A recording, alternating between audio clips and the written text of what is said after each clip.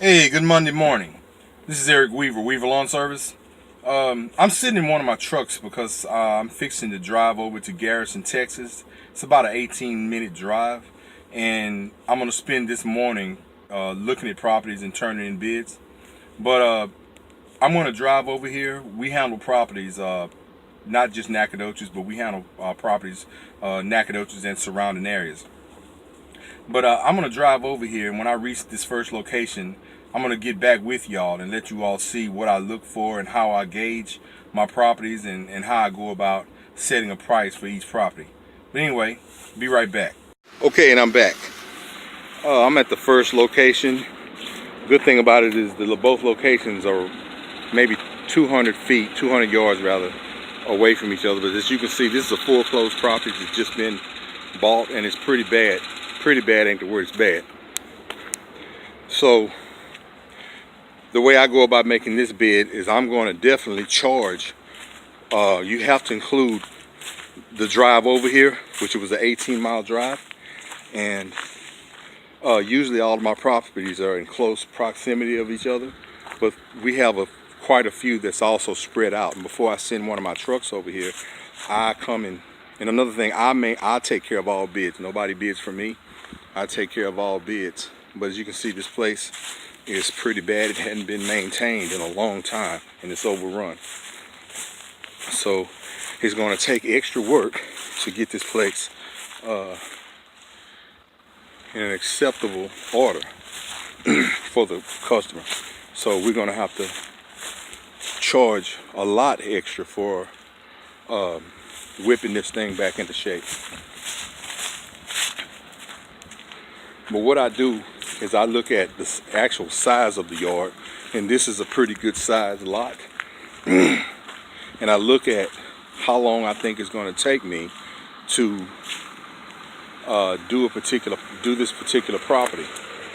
And by looking at this, okay, this is Ericwvr again, Weaver Lawn Service. I'm right down the street at the second location that I have to give a quote for.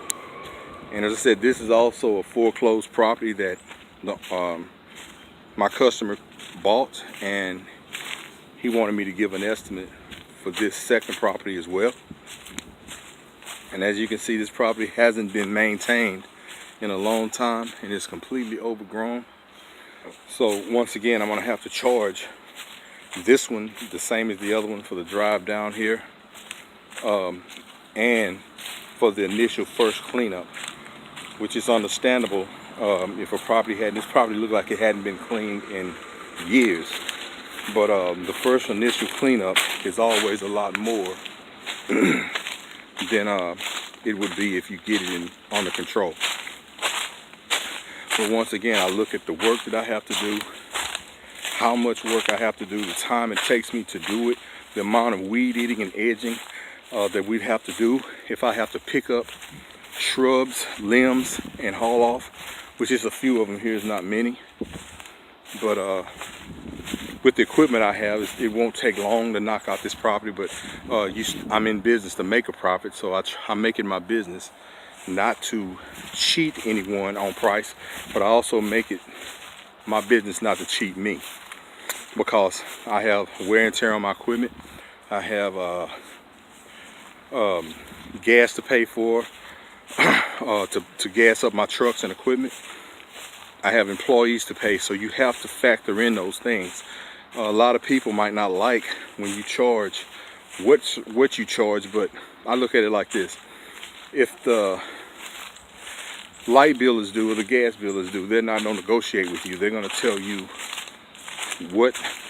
they're going to figure out what you owe, and they're not going to negotiate with you on whether you should pay that amount or not. So I conduct business the right way, and I charge fair to customer, but I damn sure charge right for me and my business, because I can't look at my wife in the face and my son if I'm out here shortchanging myself. And in the mortal words of my grandmother, you stand flat-footed and you tell them your price, and they can roll with it or they can roll on. But I pride myself in being ethical and fair, And that's that.